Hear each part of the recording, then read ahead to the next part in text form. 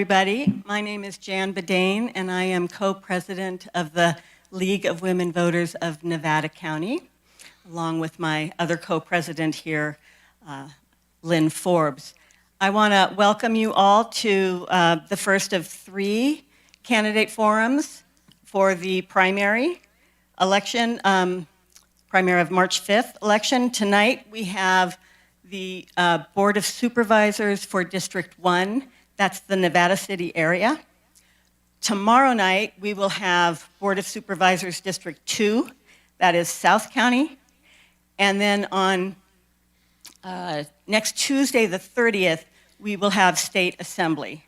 And I regret to say that we were not able to conduct a forum for the State Senate or for US Congress. Yeah, thank you.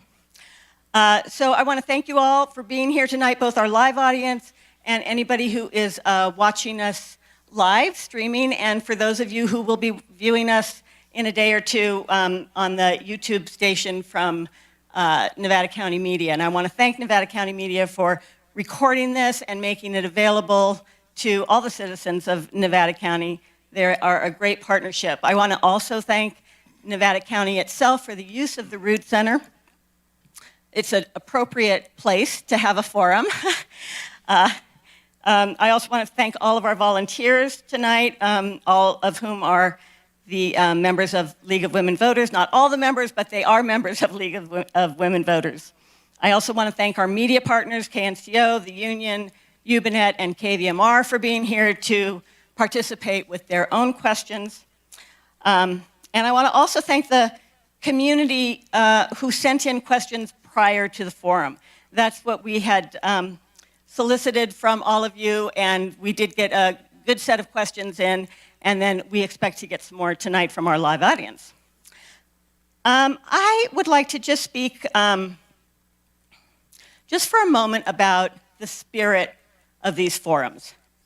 We do these forums because we would like to offer the community the opportunity to listen to these fantastic candidates who are willing to give their service to our community, to listen to their ideas and their thoughts. And we do this with civil discourse, respectful language, and with really good listening ears. And that respectful language is between the candidates, with the media, with the audience, with the members of the League of Women Voters.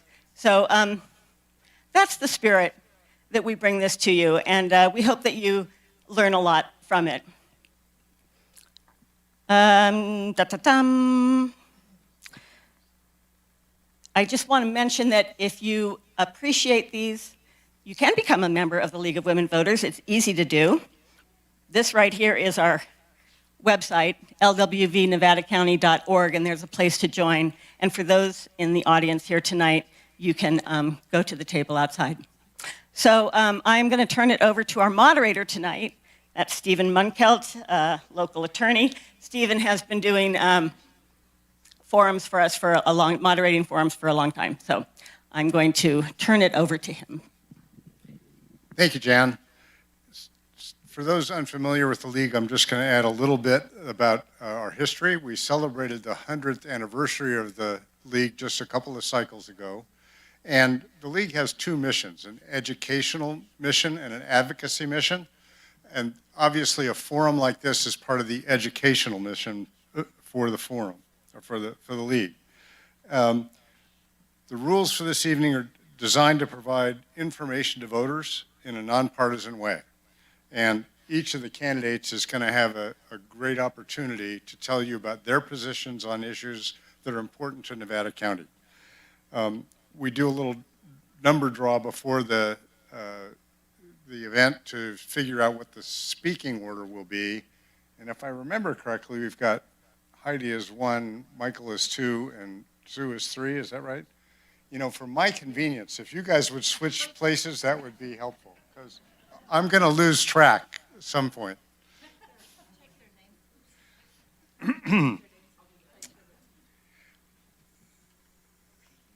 So tonight we have the candidates from Board of Supervisors District 1, which is the district that includes Nevada City, the unincorporated areas of Banner Mountain, Cascade Shores, Deer Creek, and the Highway 174 corridor, generally speaking. Before I introduce the candidates further, I want to go to our media representatives. They are professional journalists, so we always expect a good deal of questions and probing from them. This evening we have from KNCO, Chris Gilbert, from the Union, Marianne Bolsey, from Ubinet, Pascal Fussholder, and from the KVMR station we have Paul Emery. We're not going to get any fake news out of tonight. They're going to all report what actually happens here. So our candidates tonight are Heidi Hall, who's the incumbent, seeking re-election to this District 1 seat. Earlier, she had a career that touched on water and conservation and worked for the California State Water Resources Control Board and the California Department of Water Resources, among other places. Michael Taylor is seeking his first elective office, and he's a local contractor. And Sue McGuire, I believe, is also seeking her first elective office and is a local attorney. Excuse me. So we're going to do 2 minutes for opening statements, and then 1 minute for each candidate to answer the questions that come up. And we have a timekeeper who will be showing you a 30-second warning and then a time's up sign. And if somebody misses that altogether, I'll start yelling at you or something. I'll interrupt. Obviously, we'll let you finish a sentence, but don't go into a paragraph. So without further ado, let's do the opening statements, 2 minutes each, starting with Ms. Hall, then Mr. Taylor, and Ms. McGuire. Are you ready? You go. Thank you so much, and thank you to the League for putting this on. My name is Heidi Hall, and I am your district supervisor.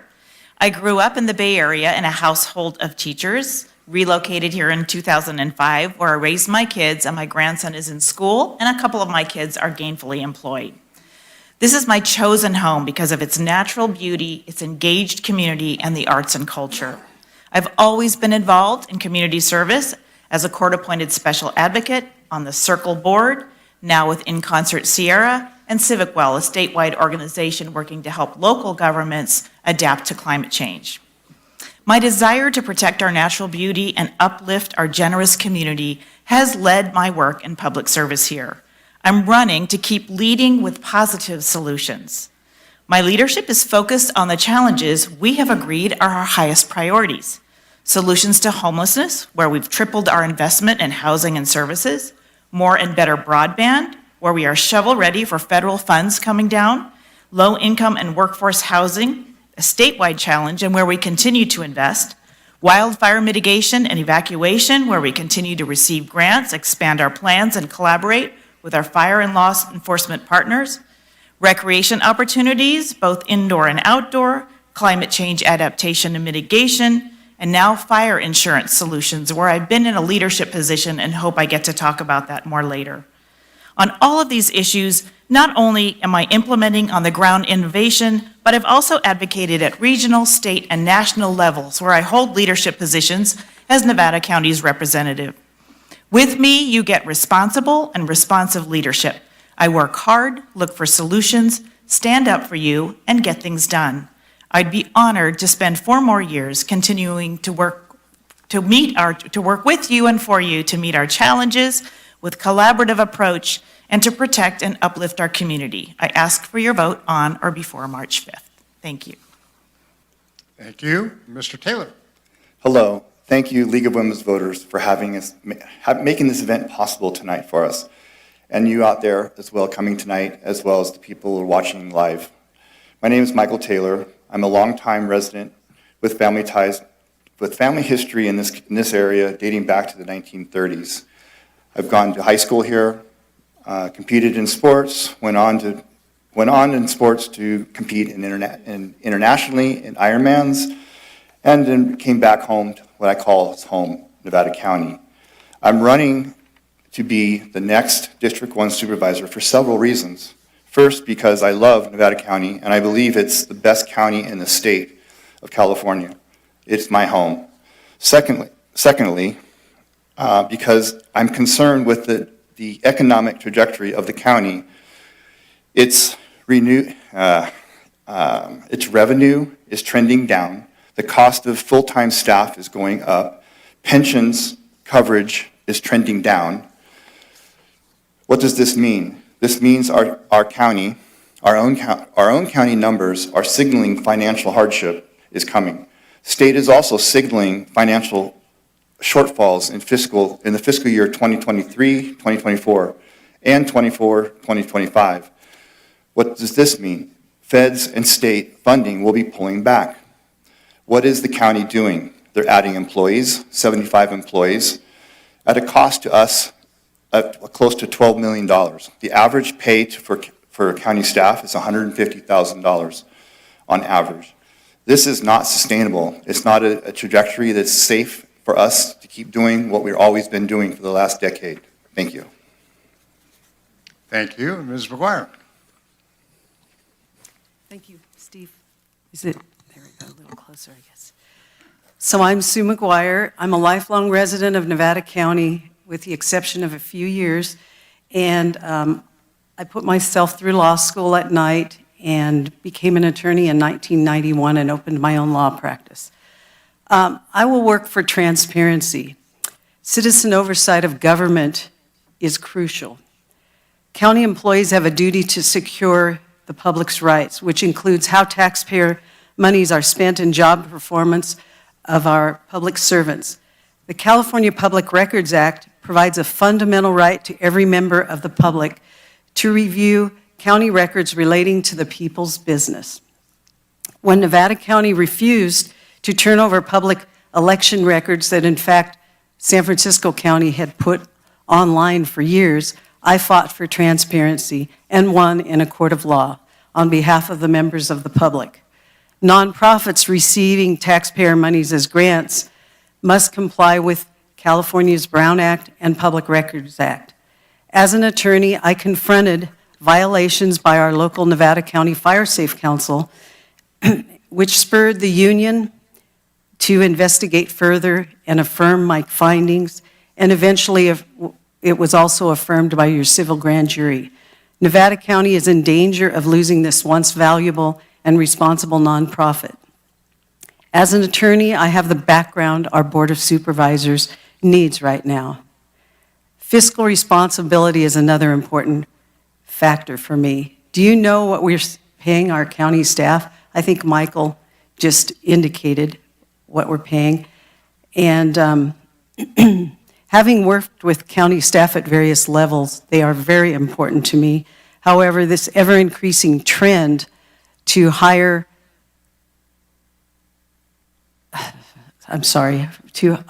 pay and less, 60% of the employed persons work in the public sector and only 40% in the private sector. Thank you.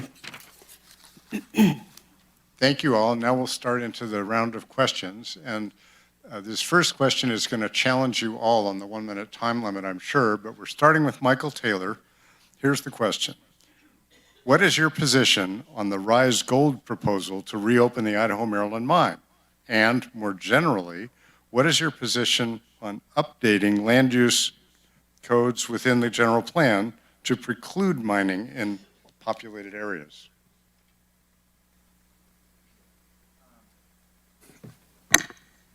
All of our position on the mine is going to be difficult to say publicly what our position is. Our responsibility, when elected supervisor, our responsibility is to read and understand all of the information provided to the moment that we're making that decision. However, I do have some things I could say. I think I can say. I think that the process for the Planning Commission was I think, it kind of showed the lack of experience by county staff, in my opinion. They put two choices forward for the Planning Commission to decide, A, B. A was to turn it down and adopt the EIR. B is accept theirs, and then accept the EIR. I think that was a mistake, that our county staff presented the EIR in such a way that they suggested both be adopted. Thank you. And Ms. McGuire? I agree somewhat with Michael, and updating the land use to preclude mining in residential areas makes some sense to me. We all have reasons for wanting to protect our own land investments, and I think that's the primary purpose of any government agency, is to secure individual rights in their property. But I would have to review the EIR carefully and get all the input, which I do not have at this point. So I would look at all sides, as Mr. Taylor also indicated, and make a decision. I don't have answers positively right now, but it's looking at all sides of the potential solutions. Thank you. And Ms. Hall? Thank you. As you know, in my quasi-judicial role here, I am not able to prejudge and make a decision in advance of any item like that coming before the board. However, there's multitudes of information out there, which is all accessible by all of you. For the vested rights part of the hearing, I did an incredible amount of research, and we decided that the mine did not actually make a case for vested rights. As this next hearing is coming up on the conditional use permit, with my environmental background, I'm ideally suited to do the kinds of research that we're going to need to make sure that anybody that comes forward and wants to have a great land use impact on our county does so properly and correctly. So in terms of land use in general, that is one of the main jobs of a county supervisor, is to look at land uses and make decisions on land use. And I'm always happy to discuss how we can make our land use programs and policies better. Thank you. Thank you. Now I'll turn a little bit. We'll get our first question from the media representatives, and I'm going to start with Pascal from Ubinet. Good evening, candidates. Thanks for being here. There's been some discussion about salaries, that people are paid excessive pay, etc. So in your opinion, what should the salary of the county CEO be, and what should the salary of a Nevada County supervisor be? And I'll have a follow-up. And the first person here would be Ms. McGuire. Yes, the comparison needs to be made. In the past, the comparison has been just to other counties for a CEO or any other position in the county. However, I don't think that's sufficient, since the private sector, the median income is $47,000 compared to the public sector median income for just staff is $128,000, according to Transparent California. And we've had a duplication of the figures. In 10 years, it's doubled. So I don't know that there's an easy answer to that, but I think we have to do a comparison to the public sector. We can't be having our public servants making 2, 3 times, 4 times as much as the local people that are paying for all of those salaries and benefits. Thank you. Ms. Hall. Thank you. The public should know that we take very seriously any of the salaries that are made here at the county. And before any salary is created or raises happen, we do a comparative study with 8 other counties like ours in a rural area to make sure that we're within a market range. Everyone who makes salaries here in this county is well within the market range for our 8 comparable counties. We are lucky to have the excellent staff we have here at the price we have them. The truth is that in big nonprofits or private corporations, they could be making twice as much. They're running a huge, practically corporation here with multitudes of different kinds of jobs and programs. Again, this is a red herring. It's a non-issue. Salaries go up with inflation like everyone else's. I also want to take a moment to correct the incredibly disturbing misinformation that's out there about my salary and my job. This is my only job. I make a base salary of $74,000 a year.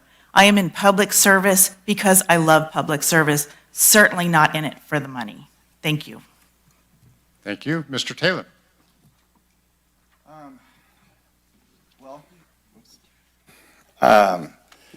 That's a lot to answer. In my opinion, the county hasn't done their work in looking at other counties. I took some time and I compared Nevada County with Sutter County and Yuba County, Mendocino County and Placer County. And that you can find this comparison on my website. And there is no justification for the high salaries that are being paid through the county. And what's interesting is the compensation for this last few years has, first, the county staff put forward a resolution 201 in June of 8th of 2021. The Board of Supervisors agreed to that raise. Then the staff turned around and created an ordinance for the Board of Supervisors to get a raise. Then they got a raise. Then the Board of Supervisors then approved 2 more resolutions for senior county staff as well as elected staff. The pay for the Board of Supervisors is based on the average election salaries divided equally, and that's how the sum. They have a permanent raise moving forward with this ordinance that they agreed to. Thank you. May I have my follow-up, please? Steve? Ms. McGuire. No, Steve. Yeah, hello. Oh. Follow-up. The follow-up. Clarification. So, since none of you actually answered the question, just for the public, Transparent California is one of the sources. However, the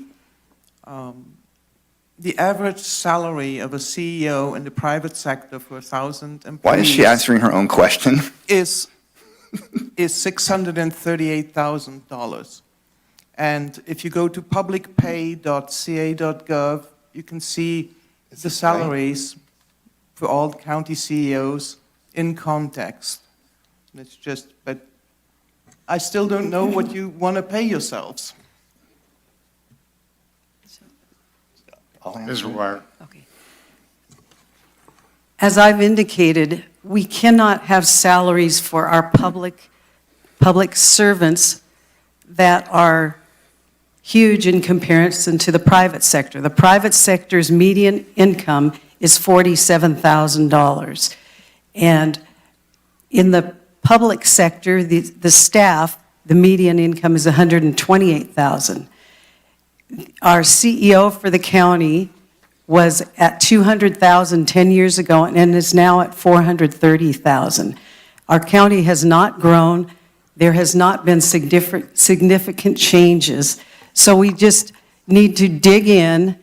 This is unsustainable when you only have 40% of the private sector. 40% of people are employed in the private sector versus 60% in the public sector. It's just unsustainable. We've got to come up with a new method rather than just comparing ourselves to county. What happens is one county raises it, then the next county raises it, and then the next county. And one of the comparables is Sacramento County. I don't know how we compare to Sacramento County. Okay, next question will start with Ms. Hall. Let's see, need the readers back on. We've lived here for over 20 years, and in that time have seen many beautiful places such as the Loma Rica Ranch destroyed by overdevelopment. Meanwhile, the needs of residents for open spaces, trails, parks, and a community rec center have been ignored. If you're elected, will you support real estate developers or local residents? Thank you. That's a bit of an odd comparison. The county right now, and we are all in huge favor of building more residences. We know we have a housing shortage in the state and in the county. We've invested in low-income housing. We're looking more and more at workforce housing. We've helped put up Cashin's Field in this district. We've housed a number of homeless folks, and that's going to continue to be a strong priority for our board going forward. We're also supporting our business community. We want to increase our economic resilience, and so we're looking at where development should happen and can happen. what we can do to help bring good developers in. And of course, with our trails, we are putting forth a master plan on recreation. That's something that my colleague Heidi Bullock and I brought forward as a priority this year. So we are expanding our work and investment in our outdoors trails and recreation industry, as well as indoor recreation. Thanks. Thank you. Mr. Taylor? I think the Loma Rica Ranch development actually does answer a lot of the questions that the person that asked that question about trails and so on and so forth. Loma Rica Ranch has done a fantastic job in its development, creating affordable housing, creating nice housing intermixed with trails and recreation. There's bike trails going through it, there's horse trails going through it, there's a large portion of the property has been set aside for recreation, for everyone's use. So I personally, I think that we need to continue looking at development, healthy growth, and I think we actually need to go one step farther, and I think we should look at rezoning more property to make it possible for us to meet our housing element plan goals. We have not met our housing element plan goals for almost a decade or more. And I think that needs to be looked at from a county point of view or county staff point of view, that they should be some sort of incentives for us meeting our housing element goals. Thank you. Ms. McGuire? I was having a little bit of an allergy. Could you read the question? Sure. It's kind of long to get to the point, but we've lived here for over 20 years. In that time, have seen many beautiful places such as Loma Rica Ranch destroyed by overdevelopment. Meanwhile, the needs of residents for open space, trails, parks, and a community rec center have been ignored. If elected, will you support real estate developers or local residents? Thank you. I take exception to the term destroyed. I think, as Michael has indicated, that there has been some good development, and as Heidi indicated, we need housing, which there is substantial housing going in at present. As far as recreation, I really believe that belongs to the private sector. The sole purpose of government, as indicated in our Declaration of Independence, is to secure individual rights, which includes property rights of individuals, not to be concerned about providing recreation. That is a philanthropic idea, and that belongs in the private sector. Thank you. So we'll get our second question from the media representatives, and how about with Marianne Bowles-C from the union?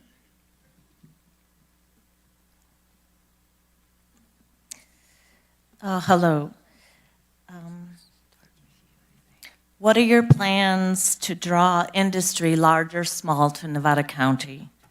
At the Board of Supervisors workshop, they spoke about bundling businesses and inviting network, especially technology, back to Nevada County. Do you have anything you could offer as far as plans or pathways for large or small industry? First up is Michael Taylor. I have actually given this a lot of thought, and I was at the board, the workshop, and I was a little bit surprised that there wasn't something a little more substantive as to how to create more economic stability. I have a plan that I'm looking at for both economic stability in the commercial industry as well as the housing industry. I think we should look at the possibility of waiving all CDA fees or doing some sort of a credit system that, I'll just give you an example. The place in Grass Valley, the cannabis place that they just approved 3 years ago, it's taken 3 years for it to even get open. And my thinking is if we do an incentive program where they could be open sooner, that would waive fees for them getting opened, in a timely manner. So it's win-win. So I'm looking at an idea that of like waive fees for 1,200 square feet or less on homes as well through CDA. Thank you. Ms. McGuire. Yes, as far as plans to draw in industry large or small, my office is a small office. I think that's what we've always supported in this community, and I'd like to see the county back off on fees and taxes. I keep seeing first our county through Measure V, and now the city of Grass Valley and the city of Nevada City are trying to, again, basically punish businesses by raising taxes because the county has grown from a $100 million budget to a $300 million budget, and that's unsustainable, and we need our private sector. But I do support clean industry, as well as, I think we have to focus on our current businesses. We don't need more closures that started with COVID. Thank you. Ms. Hall. Yeah, thank you. I'm really excited that we just last year hired our first economic development director, and we have an economic plan that looks like it's going to be wonderful coming out this next year. My first priority is to protect our existing businesses and help them expand and make it easier for them to function here in the county. Next to that, and that includes our nonprofit institutions, our arts institutions, which draw a huge amount of visitors and provide all kinds of great programs and quality of life for our current residents. Beyond that, bringing in new industries is something we're going to be looking at the county, figuring out how we can make it easier, again, for them to function here. But honestly, until we do better to solve our housing and broadband issues, we're going to have a very hard time because we are able to attract great people, but they have a hard time finding housing. And lots of folks who have their businesses in their home need better broadband support. So we will be continuing to work on those priorities as well to help our local businesses and bring in new ones. Michael, were you asking for time for rebuttal? So I'll explain the rules. Each candidate has a maximum of 2 opportunities for rebuttal. Your rebuttal is 1 minute, and there's no rebuttal to rebuttal. Okay? So you have 1 minute. Heidi took responsibility for creating another opportunity to do an economic study in the county. And the economic study, whatever you want to call the people did their presentation a week ago or 2 weeks ago. And basically, at the end of the presentation, it was crystal clear that the economic setbacks for the county is housing. And what's interesting is that all 4 or 5 of the board members go, oh, it's the same thing, we're hearing the same thing, housing. So the reason we're not economically stable or economically doing well is we don't have any kind of housing. Workforce housing, we need housing. We need smart growth with smart housing projects, and we need to focus our energy to creating housing that supports economic future of Nevada County. Thank you. Next question, and this goes first to Ms. McGuire. What is your opinion of the county's current approach to wildfire risk mitigation? And can you provide specific suggestions for how they can do more? The current approach is money to suppression, and I think we really have to focus on forest management. Suppression waits for the catastrophe.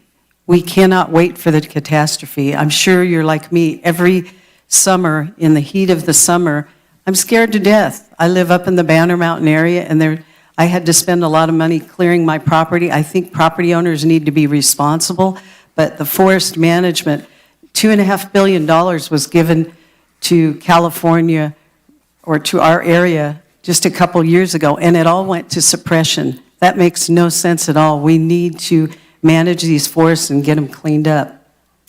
Thank you. Ms. Hall. Thank you. Our program actually is really robust and continues to grow every year because that's what you all want. We work on preparedness, mitigation, response, and recovery, and we've done a ton on prevention. If you've seen the shaded fuel break that's out on Ponderosa, we have another one coming in the South County. We have free green waste programs to help you get rid of your waste on your land. We have a defensible space program. We have the Code Red program. And we are looking at biomass to help get more of that stuff out of the forest. The truth is 30% of our county is federal and state land, forested land, and we have collaborative relationships with them and are working with them to do more to clear the forest. But we are doing everything we can on our land, and we are helping private landowners, and we will continue to invest in this as is needed. Thank you. Thank you. Mr. Taylor? Can you read the question again? I got lost with their answers. Sure. What is your opinion of the county's current approach to wildfire risk mitigation? And can you provide any specific suggestions for how the county could do more? Okay. I'd like to just say I met with Jason, the consolidated fire chief, the new chief. I've met with the fire districts. I've met with several different people, up to Shannon Moon, the sheriff. And to be honest with you, I am quite amazed how well Sheriff Moon is working with CAL FIRE and Consolidated Fire and the fire districts. They are improving their programs, and they are creating new programs to better keep us safe. Where I would like to see, personally, I would like to see us put more emphasis into education, and that education would come in the form of through the OES, through a FEMA CERT program that educates the fire-wise communities. And I'd like to see continue to build on a notification system similar to Paradise, so that we don't have a situation like Paradise or Lahaina or Oakland Hills. I think that we also need to continue to work on evacuation. Evacuation is suffering greatly here right now, and I think that the way to work on evacuation is to prioritize checking what evacuation routes are, prioritizing them, and then working on them on a scale of 1 to 10, and work on the ones that are needed most. Thank you. And did you want to do a rebuttal? 1 minute. Thank you. One of the concerns I had in my personal experience was one of our local nonprofits was receiving $3 million, the Fire Safe Council, to help with this issue. Much of that money has gone to the salary of the Fire Safe Council executive director. The prior director received about $50,000 salary and benefits a year, who left at the end of in June of 2019. The current one has given herself a $50,000 raise every year since. And all I hear from people when I'm out walking the district is that they're in line for assistance and they're not getting the assistance. And compared to the median income that I talked about, the current Fire Safe Council executive director is making $231,000 a year, and with her husband, they make $394,000 a year. With this amount of money coming in and not assisting the public, it's inappropriate, and those are the things I want to look at. Thank you. So let's take another media question from Chris Gilbert at KNCO. Good evening, candidates. How would you describe the county's management of the road system? What should be the priorities? This goes to Ms. Hall, I believe. Thank you. The question was about our road system and the priorities that we have. So the county has over 500 miles of roads to maintain, and much of the funding, the way we fund that work is through SB1, the gas tax, which is going down. So we are struggling with trying to keep our roads up to a basic standard of maintenance with reduced funding. And that has been a continuing challenge. In addition, we've now been asked by the public to help with a lot of wildfire mitigation projects. So we are working to clear the roads, county roads, about up to 10 feet off on both sides. We've been able to do as good a job as we can by bringing down grants from the federal government. The ARPA funds, many of our ARPA funds went to some of this, but much of these programs are dependent upon outside funding and staff. We have staff do a lot of the work. We work with contractors where we can. So we bring in as many efficiencies as we can, but this is a struggle for every county, and it will continue to be as we figure out what to replace the gas tax with to help us with our public roads. Thank you. And Mr. Taylor. Well, our job is not worrying about all the other counties. Our job is trying to figure out our own county. And our own county just had a grand jury report that came unleashed on Public Works. And literally, none of the suggestions that the grand jury suggested to the Board of Supervisors were implemented. They basically ignored the grand jury report. We have decades of road maintenance, road potholes, striping, for at least a decade or more that this has gone down slowly, more and more every year. So I feel that we need to take the grand jury's report serious about road, public works and implement their recommendations. That's what I would do if when I become supervisor. Thank you. Ms. McGuire. Management of the system priorities. Maintenance is obviously first priority, and then safety for the public. Again, that's the responsibility of government. Outside funding is also of a concern to me. I want to brainstorm with people, with tax consultants, and keep our money local. We keep begging the state and the federal government for monies for every purpose. And we've got to stay local. We need to follow, we have a grand jury. We need to follow their recommendations. They put a lot of time into this, and it's the same thing that happened with a grand jury report that I instigated. They're not followed, and what the director of the grand jury at the time that gave a conference on this through the law library, I asked her that question, well, what if the grand jury orders something and it's not followed because the grand jury only sits for a year? She said, it's up to the public. So the public needs to be involved. I am not going to be a one-man show when I get here. I really want the public and the experts in the public to be part of this. Thank you. And then Ms. Hall, did you want rebuttal time? I do. I think it's time that I have a rebuttal. Thank you. First of all, we take the grand jury reports very seriously. The truth of the matter is most of the issues they raise to us are issues we already know. Sometimes we're already doing work on. So I just want to make that clear. We appreciate them very much. It's an incredibly important part of the transparency of our democracy. But we know what's going on inside the county for the most part. Secondly, I want to make it clear, too, there seems to be a fundamental misunderstanding about the county role by my opponents here. Almost 90%, in some of our departments and offices, over 90% of the work we do is state mandated. We are an arm of the state.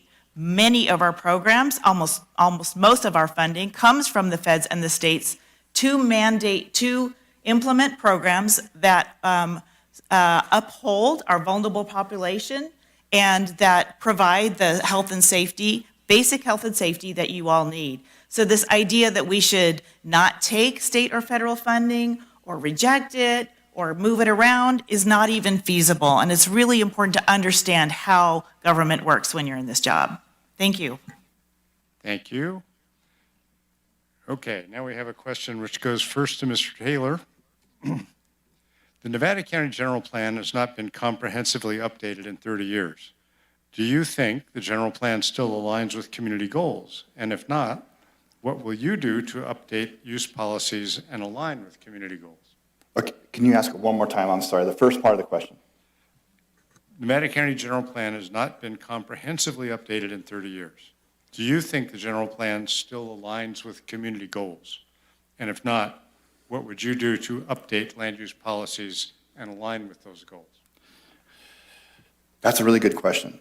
I actually believe very strongly what the Board of Supervisors were able to accomplish in 1992 with the general plan was amazing.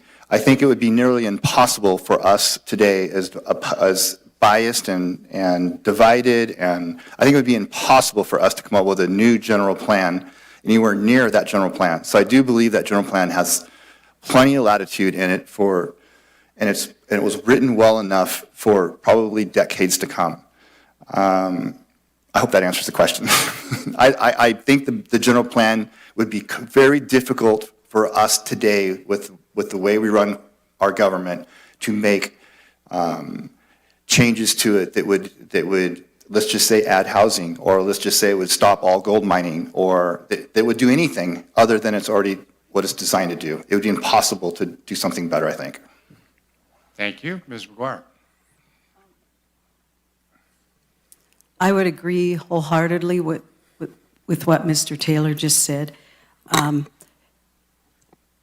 Our community is somewhat divided. We're trying to get it moved together. I just believe, as our President George Washington once said, put principles above party, and I think we're all trying to do that. That's why we're here tonight. I see all kinds of faces on every side of the aisle, but there are some pretty complicated issues that were worked out intended for decades, and I think we can work within our general plan, and of course, to do another general plan and to put in that kind of effort, it's almost like what our founders tried to do, to get our Constitution, and said, I cannot imagine going through that process again.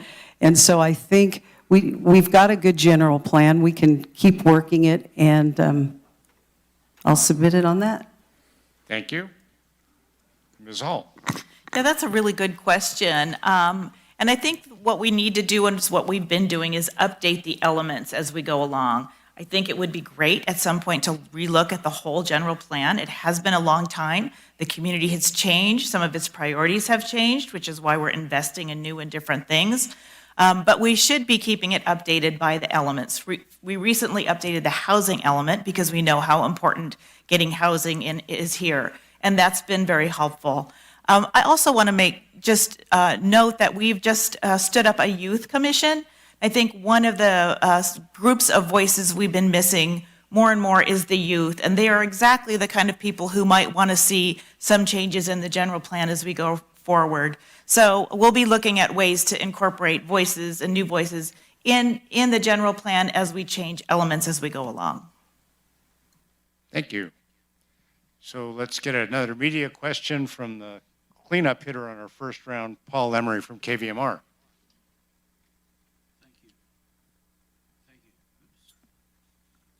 There it is. Okay. I'm going to talk about the uncounted homeless people. Tom Durkin, Artistic Director of No Place to Go, who focuses on homeless issues, says they are discovering there are hundreds and likely thousands of Nevada County residents living in unpermitted buildings, basements, attics, tents, garages, and trailers and motorhomes. They are subject to having to move whenever they are discovered due to complaints. If their numbers were added to the homeless list, it would increase the list dramatically. Would you support revising building codes to allow these citizens of Nevada County to live in security, that they have a place to live, and not just have to move to another illegal place if an irate neighbor makes a complaint? And this could continue until housing is available for those people. That's my question. We begin with Ms. McGuire. Yes, and I've actually seen this several times in the courtroom. I've done a lot of criminal defense, and where there was a lady that was living in a mobile home. She was homeless, but she had her mobile home, and there was a major attack from members of the community against this person. I eventually got the charges dismissed against her, but it was shocking to me to see that. Obviously, the cost of living has an impact on creating homelessness, as well as mental health issues and drug abuse. And I think there are ways, it should be a collaboration between the private sector and the public sector to work this out. I think it can be done, and it doesn't have to be super expensive. I have a little trouble with the ranch house that just went in, and $4.4 million to house 6 people there that had some mental health issues. That could be used so much in such a more valuable way to help homeless people. Thank you. Ms. Hall. Thank you. I think there is always an opportunity to do more, and we need to continue to be creative and innovative to solve the ongoing crisis with homelessness. I will say we've tripled our investment in providing homes and services for our homeless population in the last few years, and I'm proud of that work, but we certainly need to be doing more. And I am open to working with the community and some of our really great local activists who've brought these issues to us, and our building community, and with our code and compliance folks to figure out how we can make it easier for people in their RVs or other homes to stay in them. Our primary concern always is health and safety, and that includes needing to have septic and running water and those sorts of things. But we can all do better to make that happen. In terms of the ranch house, once again, we are required to provide services to our most vulnerable. About a third of our population needs those kinds of services. The funding that came down for the ranch house was exclusively for the ranch house, could not be used for anything else, and we did our best to double the number of folks we could put in that house so we could keep them in homes. Thank you. Thank you. Mr. Taylor? I agree with Mr. Durkin that we are not even close to counting the number of homeless people or people stressed or having housing issues. The numbers that are growing each year from 200 to 500 doesn't represent youth sleeping on couches. It doesn't represent people sleeping in cars, RVs, tough sheds, mobile homes, motor homes. None of those are included in that. So we are in the high numbers of probably upper of 1,000 people are experiencing homelessness. I've presented an idea to the county for recertifying septic systems to add a bedroom. An existing permitted septic system could be inspected by a contractor or an engineer and then be upgraded to allow another bedroom or an RV in the front yard. I'm also pretty disappointed with the presentation at the Board of Supervisors workshop, just talking about tiny homes and ADUs. I mean, they literally presented these ideas, but had, thoughts, but no ideas on how to actually integrate tiny homes into our existence here. And you want to use your second rebuttal opportunity. Ms. McGuire. Sure. So it just came to mind, it was just a few years ago when in Grass Valley they were selling, they called them park model homes. Those were very inexpensive homes, in a $30,000 range. People were buying those for granny units and people that could no longer afford to be in a large home. And it was the county's policies that stopped that. These were very inexpensive homes. They were beautiful little homes. And the county stopped it because they were overregulated and people said, we can't put them in. We can't afford to, or the county just downright won't allow it. So the sales of those ended. That was over. Thank you. You want to use your second I'm going to use my rebuttal. second one. The other part of the problem is code compliance. And what's interesting with code compliance is, let's just use the ranch house again for an example. Behind the willow, there is a lot with a mobile home on it and 3 or 4 RVs. And for 3 years or more, the neighbors have been complaining, writing complaints to the county and asking that people squatting in homes and people, literally it's an absolute mess. The county has done nothing. But then someone turns in someone like Tanya Scarlett, and she's put through the ringer and having to evict, her tenants immediately and put them on the street. So there's a huge out of balance on, do you go after these people that have nothing and then do nothing for 3 years? Or do you go after this person that has something to lose and turn their life upside down? There is a huge out of balance with how code enforcement is enforcing and dealing with people in those kinds of situations with housing. Thank you. And perhaps a little spin on the code enforcement. Let's go with a question. How do you see the cannabis industry in Nevada County in the future? And that goes first to Ms. Hall. Thank you. Thank you very much. I am proud to be one of the folks who helped pull together a legitimate cannabis business program for this county. Cannabis is part of the history of this county. It will be here whether we regulate it or not, and we've been able to regulate it and provide a path to compliance for some really responsible and excellent growers who've helped grow the economy here as well.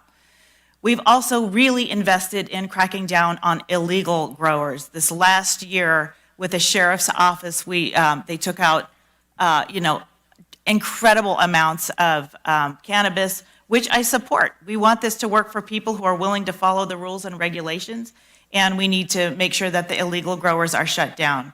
In addition, it's clear that there have been some neighborhood issues, concerns with exactly where the cannabis growers are in their neighborhood, and we're going to be looking at how to adapt the program to make it better for the neighbors as well. So it was a new program, it's growing, and it'll be continuing to improve. Thank you. Mr. Taylor. 4 years ago, the county identified 4,000 people growing cannabis in Nevada County. They then put together a licensing process for bringing people into compliance. In 4 years, we have 200 people that have used this system for coming into compliance.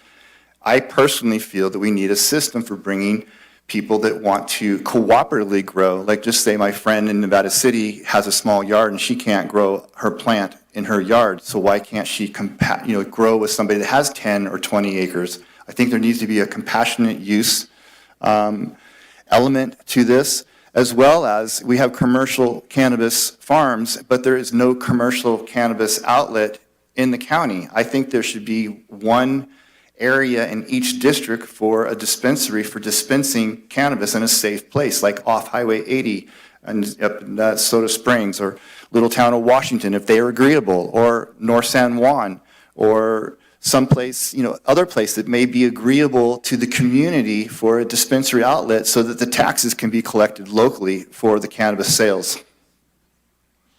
Thank you. Ms. McGuire. Again, first, we all know that it's been legalized to an extent to have cannabis, but the sole purpose of government, I have to keep stressing that, is to protect individual rights. So you have property owners who are being deluged with people that are growing marijuana right next to them, overgrowing, and there's complaints to the county. It's not particularly being enforced to a great extent at this point in time. Those are decisions that are made by the district attorney's office as well as the county sheriff. So I think that to protect the individual rights of the property owners around, I agree with Michael that any of this stuff needs to be removed to places that are not close to residential areas, as well as keeping the limit down. And it just needs to be enforced by law enforcement.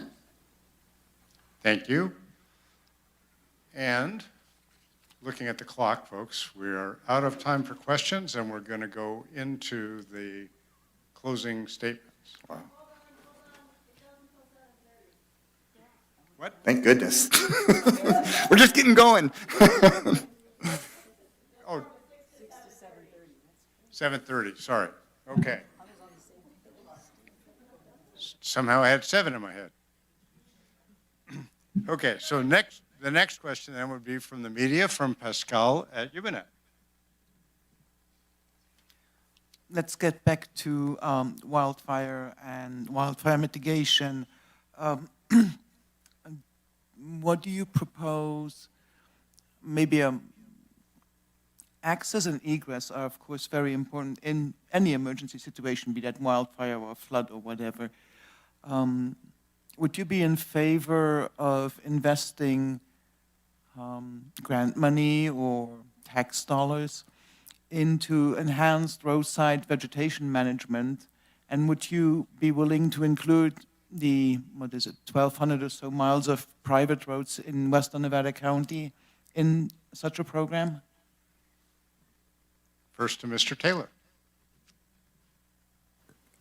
I think I touched on this a little bit earlier. I would like to see OAS have the lead role in identifying evacuation corridors with our partners being the Caltrans and Fire Committee, or now I'm drawing a blank, Consolidated Fire and the fire districts, there we go, the fire districts.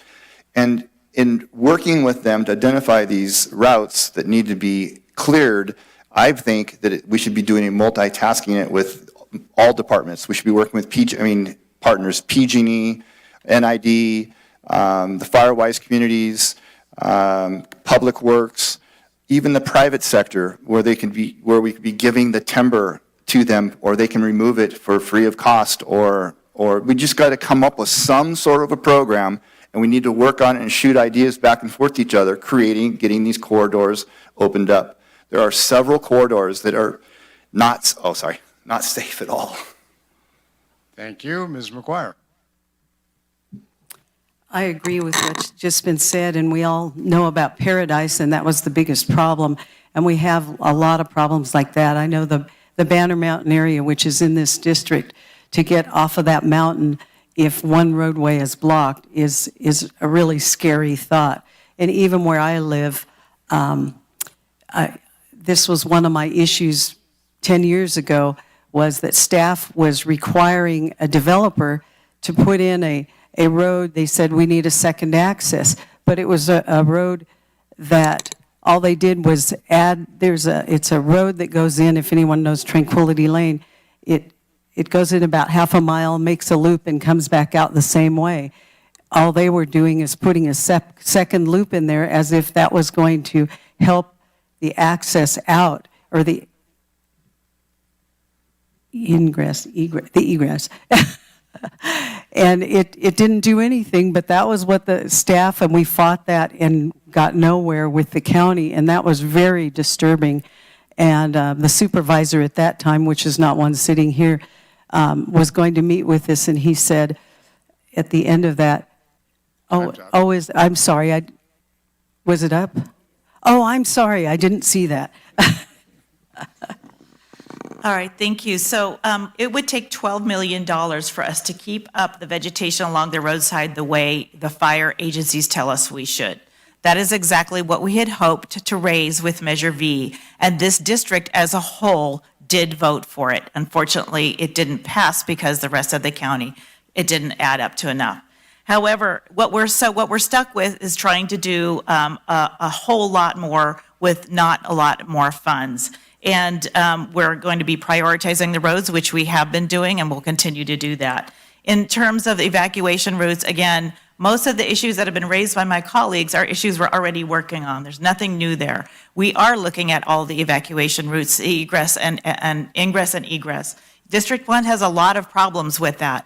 We're looking at prioritizing them, figuring out what we can do, how we can get funding for it. And we're actually working with private landowners who are, the folks who are right there, and including private roads sometimes that connect the county roads. So there's a long way to go on evacuation routes, but we're working on it with the sheriff's office as well. It's a high priority for us, but we're seeking funding. Thank you. So Ms. McGuire, let's go with what are your main priorities and concerns if elected to the supervisor position for the county? As I guess I indicated somewhat in my opening statement, I think it's fiscal responsibility. Our county has just grown to the point where we're spending $3 million a year, and for the last 6 years, we've gone over budget at least 10 or 20 million every year. And that is just not acceptable, and it's not sustainable, particularly when the private sector is paying for all of this. And so that is one of my priorities, is to really look at the budget. The only reason that happens, it's poor management, and that is totally the responsibility of the Board of Supervisors to look closely at that, and I think that's just crucial. Thank you. Ms. Hall. I think I've laid out some of the priorities that we're working on, as you all have told me they need to be worked on. In terms of fiscal responsibility, that is simply not true, what you are hearing. We've received awards every single year for our fiscal responsibility, and we, unlike other counties, have set aside a fund for the growing pension costs that we have. We're very aware of the costs that we have. We're very frugal with our money, and that is a high priority for every one of us on the board. Moreover, I want to push back on the idea that the sole role for government is to protect private property. It is, in fact, also to provide a safety net for the vulnerable, which takes up a huge amount of our funds and many of our resources. Finally, the government is also allowed to do more, and you all have asked us to get involved in broadband, in recreation and parks and trails, in climate adaptation. So with a very small amount of money that we have in our general fund, we put some of our funds towards those priorities because you have told them they're important, and we know they're connected to the economic vitality of this county. Thank you. Mr. Taylor. Fiscal responsibility. That's the first and foremost, most important thing for our county. Right now, the total of our property taxes and sales tax, 100% covers all of the county salary. $134 million is the salaries, full-time salaries for Nevada County. Our taxes and our sales tax only cover that. Whatever's left, there's nothing left, actually. So the next thing after fiscal responsibility, I'd say fire preparedness is the next important thing. And again, I'm going back to education, evacuation, and notification are extremely important. And then the last, of course, is housing, because the only way to be economically stable through many economic reports is to create housing. We need a smart growth housing plan, and we need it now. All right, thank you. Oh, that was it, sorry. I don't know, from me, I thought I was out of time. Thank you. Mrs. McGuire. Or we started with you? Yes. Yeah, sorry. So then we need a media question from Marianne at the Union.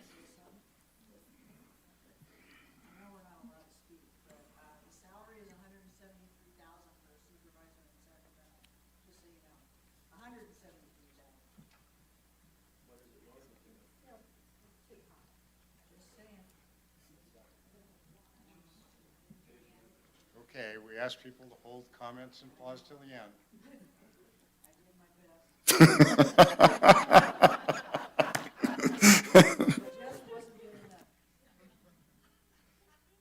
Marianne? Sure. Climate resiliency seems to be on many of the board agendas. And what hardening projects do you think are most important and doable for the county? And that goes first to Ms. Hall. So it sounded like you were asking about home hardening projects as one of the risk mitigation members that we all meant risk mitigation activities that we all need to take. So we know that there's a lot of information out there that you can get from the county and from the fire agencies about clearing around your house, making sure that your home is fire resistant. A lot of this costs money, obviously, and so we are asking people to invest, and we're looking for ways that we can help them. However, we also need to do more to mitigate around. That's why we're investing in the Ponderosa fuel break. We need to do more to get our neighborhoods cleared out, which is why the Firewise community is so great, which we support. We have more Firewise communities than anyone else in California, and that's going to be a huge part of hardening our home. Aligned with that is our fire insurance crisis, and I just want to mention, we know home insurance is going up, fire agencies' home insurance is going up, our local arts and cultural institutions have their rates going up, and I'm working at the state and federal levels to come up with some solutions. We need to do the risk mitigation, and then we need the reward of having our insurance costs come down for doing that work. Thank you. And Mr. Taylor. Oh, man. As part of the workshop that just happened with the Board of Supervisors, it was one of the people that was commenting, I don't remember which one, and I apologize for that, was basically saying that there's nothing that we can do at a state level, and that this is a national problem with fire insurance, and it's not going to change in the short term. And I think that it's delusional to somehow tell people that if they clear around their house that they're going to have cheaper insurance in some time to come. It's just not going to happen. So house hardening, in my opinion, should come from education. Again, educating the importance of your house being cleared in the event there's a fire. And that's understanding that a fireman when he's running a dozer, comes to your house. If it's not cleared, it doesn't get saved. The importance is educating, the importance of clearing your own property, and the value of clearing your own property. And I don't think that should be turned into a situation where the county is telling you and penalizing you because you didn't clear your house properly. Thank you. Ms. McGuire. I think they stole my thunder, both of them. We have to be responsible landowners, and it's difficult because we've had so many years where, we live in a beautiful Nevada County, and we all love the trees and everything. I've lived here my whole life, but it was allowed to deteriorate for decades. And so we have a lot of foliage that needs to be removed. And there's an expense to the homeowner. And I know people in my family went from $1,500 a year to $3,000 a year, and this year $8,000 just for insurance. And that's unsustainable. And I propose at least working with the insurance commissioner, and I know our legislature is making rules left and right that really don't fit for our community because of the fire danger versus living in Sacramento. And that these are some of the things in our district, and I want to work with people in our district that understand these issues, and it would require loggers and PG&E and all the different agencies that can help us out. Thank you. Then we have a new question, which will start with Mr. Taylor. Are you satisfied with the service that Waste Management is currently providing under its contract with the county, or is there anything you would change? I am satisfied. I'm not seeing any red flags. I have some concern that they're moving into a direction of filming your garbage in high density or high definition. I don't think that that's a wise direction to go as far as Waste Management is concerned, checking our garbage out. However, I think that in general, I think that's gone well. I think that we've got a new waste management station going in. It's being state of the art. Does it justify how much we pay? I can't complain. I haven't heard complaints. The only thing that I've heard that's been an issue for some people that have communicated with me is having garbage, high resolution, being filmed. Thank you. Mrs. McGuire. I have experienced no problems with waste management, nor have I heard complaints about waste management from the people I've been out talking to or over the years, and I think they're doing a very good job. So can I save that time and add it to something where I want to talk more? Thank you. Ms. Hall. That's great. I'm so glad to hear that my colleagues haven't heard any complaints. When you're in this seat, all you hear are the complaints. But I have to say there are two sides to this issue. One is that because we're a rural county, we do not have choices when it comes to waste management. That is the only company that is willing to come here and work here. So we have to work with them. And they've been good partners in terms of on the green waste. They've done a lot to help us with putting out bins and collecting green waste. They've helped us with the river cleanup. They've been good partners in many ways. On the other hand, I have to say they have challenges coming down that are going to hurt us all.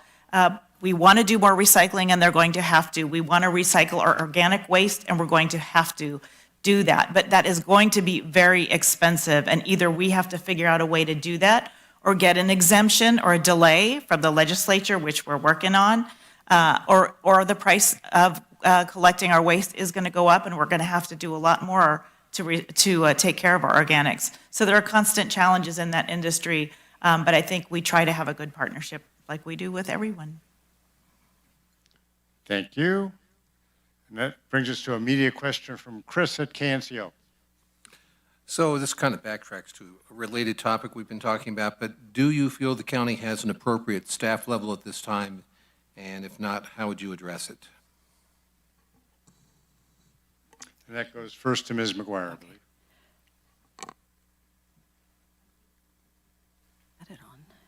The staff level, as far as I can tell, is adequate. Again, it goes back to a comparison of the pay to the private sector. I just think it's unsustainable at this point. And I do not want to disparage at all. I work with so many county people. I have for decades. I was a county person myself at one point when I was in the district attorney's office or, City Hall in Grass Valley. And again, I guess that's a pretty, I don't think the staff levels are the problem. I think it's the salaries, and we have to, the Board of Supervisors' job is to get real and compare with the private sector, the people that are paying the bill. It's just really, it is unsustainable, and we cannot run our county into the ground. And, I'm concerned about people that have gotten their pensions. If we run out of money, they are going to lose their pensions and go into, bankruptcy court. Thank you. Ms. Hall. Yeah, so for a little context, the height of our staffing levels in 2001 and 2002 were 1,050 staff. Today, we have fewer than 850 staff, and that was a conscious decision in the past to bring those staff levels down.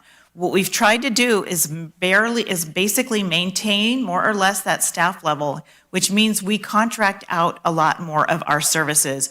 We have, dozens of nonprofits who carry out our mandates, and we're grateful to have that. But there is a cost, both to increasing your staff and taking on those pension costs, or contracting out and having less control over what happens out there. So every staff change we make goes through a committee. So it's a very serious decision for us when we increase staff at the county. And again, I want to push back on this pay issue. Honestly, counties poach from each other. There is one market rate, and everyone's competing for the same great people. It's not really something that's under our control. It's called the market, and that's how it works. And the private sector isn't paying for everything here. You are, as taxpayers, and the state and federal grants that come in contribute almost 2/3 of the funds that we have, that we use here. Thank you. Mr. Taylor.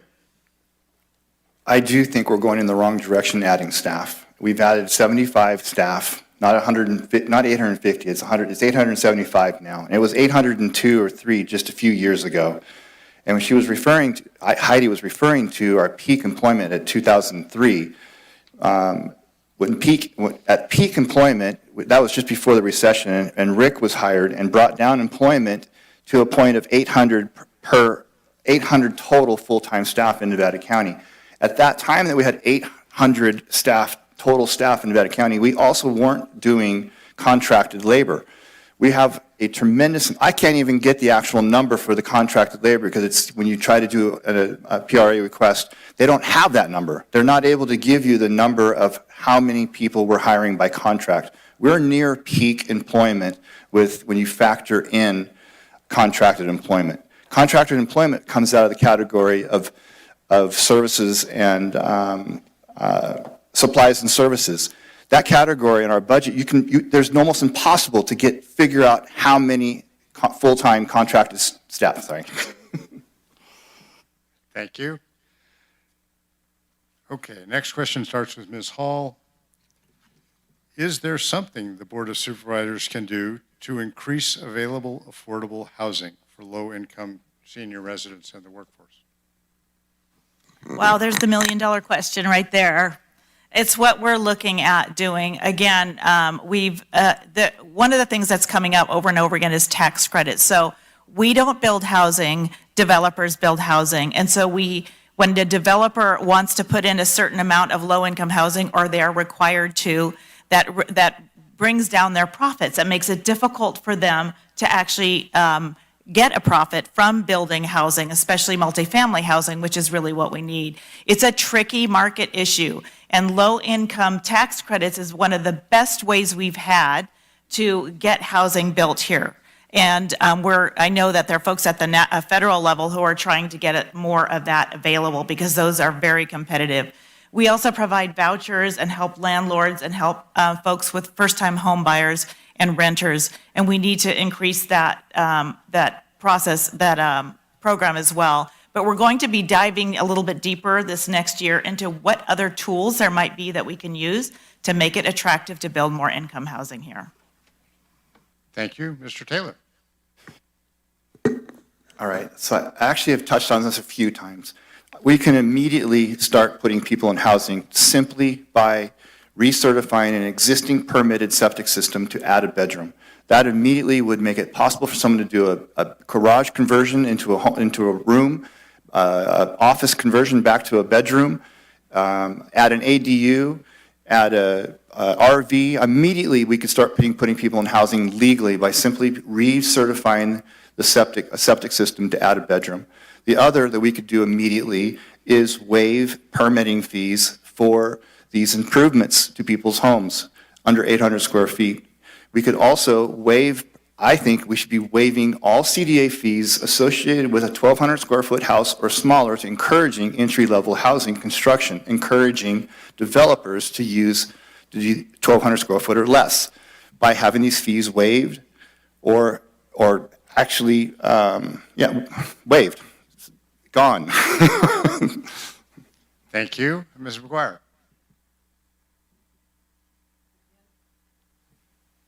We need to increase support for the private sector again. They're the backbone of our economy. We need to reduce the permitting process. What's happening is people are, they're going around the permitting process, and that's not, I think, what government wants to happen. But we need to reduce the permitting process and the fees and get people in their homes. As I mentioned earlier, the small homes that were being sold in Grass Valley, the county put them out of business. And that's not what anyone wants to happen here. So I think there's a lot of things that can be done to assist people for granny homes, et cetera. Thank you. And we'll take our second question from Paul Emery at KNCO, and this will be the last question before close. And it goes first to Mr. Taylor. Yes. Do you support the rebuilding of the Idaho-Maryland mine as it's been described? You're asking about the mine, if I support the rebuilding of the mine. We can't answer that question. If you're looking for an answer, do I support the mine or don't support the mine? None of us can answer that question. That would be, I think, unlawful to actually answer the question. If we're going to be on the board at some point making that decision, it would be, I think it'd be, I'm pre-justice. I'm not sure, we can't answer that question, or I can't. Sorry. Okay, thank you. Ms. McGuire. So there have been some arguments that they have their rights. They own the mineral rights in that. And then on the other side, you have the way our county and residences have built up around the mines. So it's a very difficult question. I can't answer it.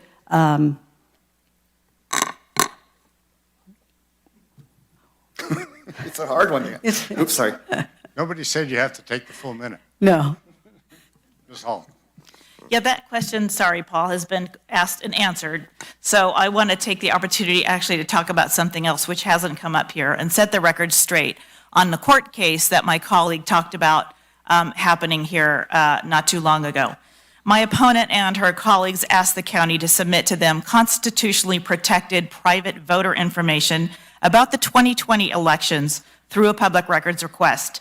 After conferring with the Secretary of State, who monitors and runs elections at the state level, the Elections Office declined to give them your private data. So they sued. Thankfully, a judge agreed that your private information must be protected and allowed the Elections Office to provide a few of the documents, but with your name and data blocked. While I support government transparency, this lawsuit had no legitimate reason to begin with and achieved nothing in the end. However, it cost the county, and that means you, your taxpayer dollars, tens of thousands of dollars to litigate, and hours, hundreds of hours of time for a response. This is conspiracy-motivated attack on our elections with no basis in facts. As taxpayers, you have every right to be upset about this waste of funds. That was her second rebuttal. There's no response. Even if you brought something completely up differently? Did you get your close? Okay, so we'll do closings, 2 minutes each, and we start with Ms. McGuire, then Ms. Hall, then Mr. Taylor. You will find on my website that there's substantial information on this lawsuit. We had a member of the public asking for public records. San Francisco County put all of these records online. If the Secretary of State had a problem with that, they would have shut down San Francisco County. The Secretary of State did not do that. We filed suit, and the judge allowed 3 of the 4 records we requested. Those records contain hundreds of thousands of pages. If you're interested, you can read all of the, it's a very clear record in that case. And it was a valid case. It set some precedent.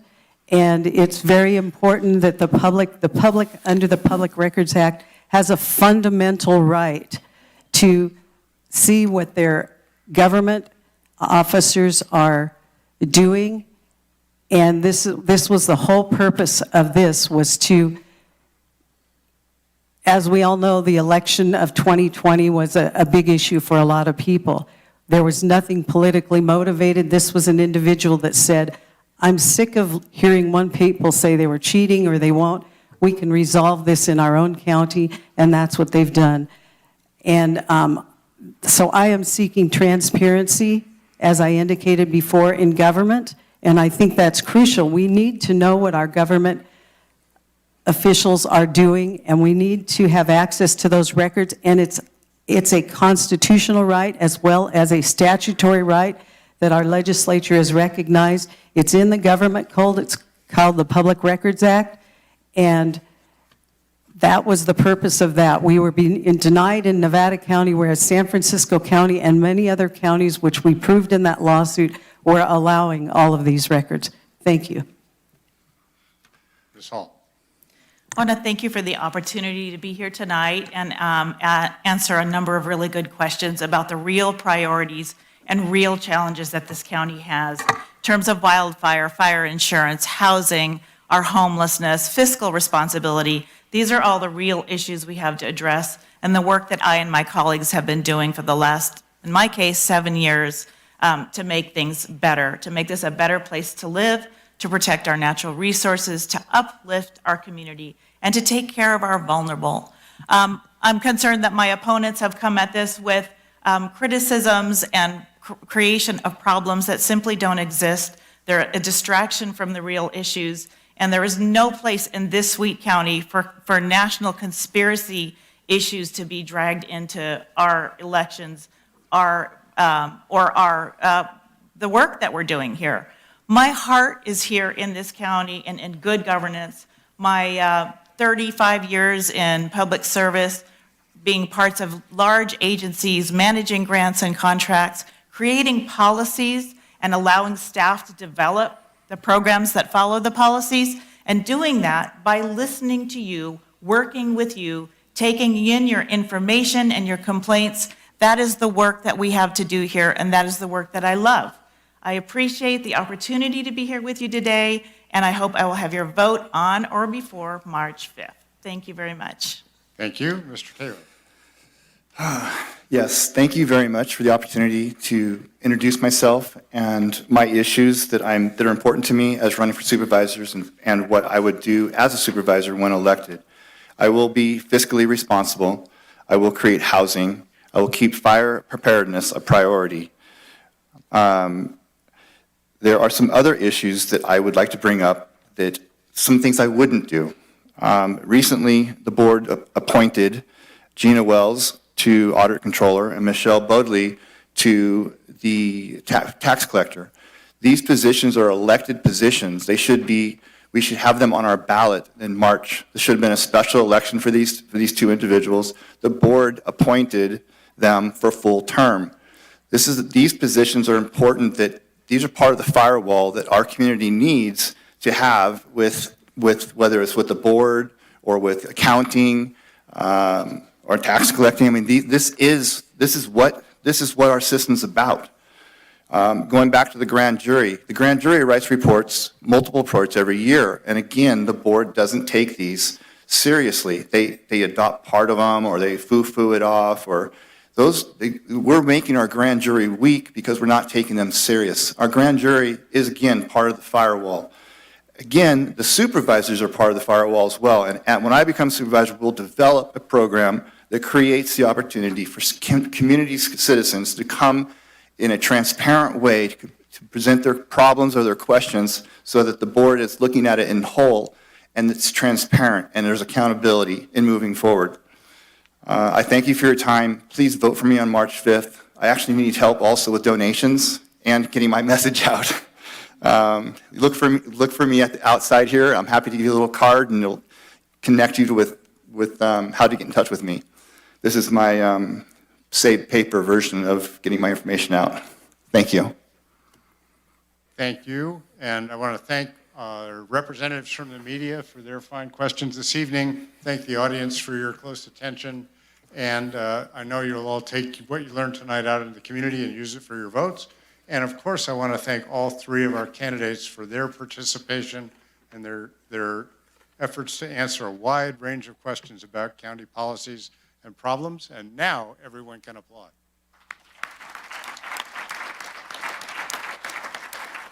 Thank you, Stephen, for a good job, and Ricky.